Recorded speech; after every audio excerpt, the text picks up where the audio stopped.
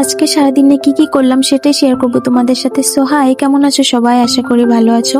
তো ওই দিন সকালে ঘুম থেকে উঠে এক কাপ চা খেয়ে আমি গতদিন মেহেদি দিয়েছিলাম হাতে, সেটাই দেখছিলাম কেমন না কালার এসছে। তো মাশাল্লাহ মাশাল্লাহ অনেক সুন্দর কালার এসছে।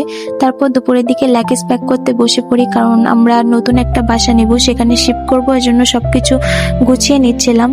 তো আমি এখানে আমার তেল, শ্যাম্পু এসবগুলো একটু টেপ লাগিয়ে নিচ্ছিলাম, যাতে ধাক্কা বা চাপ লাগলে কোনো কিছু নষ্ট না হয়ে যায়। তো এই তো আমার একটা ল্যাকেজ প্যাক করা ডান, এখনো টুকটুক করে সবকিছু গুছিয়ে নেব। এরপর দুপুরে একটা ঘুম দিয়ে সন্ধ্যার পরে একটা রেস্টুরেন্টে চলে গিয়েছিলাম। এখানে মূলত একটা অফার চলছিল, এজন্য এসেছিলাম একটু খাওয়া দাওয়া করার জন্য। তো এখানে খাবার অর্ডার করে বসে অপেক্ষা করছিলাম।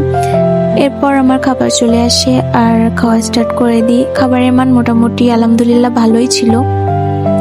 তো গত ব্লগে তোমাদের সাথে বলছিলাম যে আমি ইদানিং একটু ডায়েট করার চেষ্টা করছি, তো আমার দ্বারা হচ্ছেই না ডায়েট করা, আমি খেয়েই চলেছি।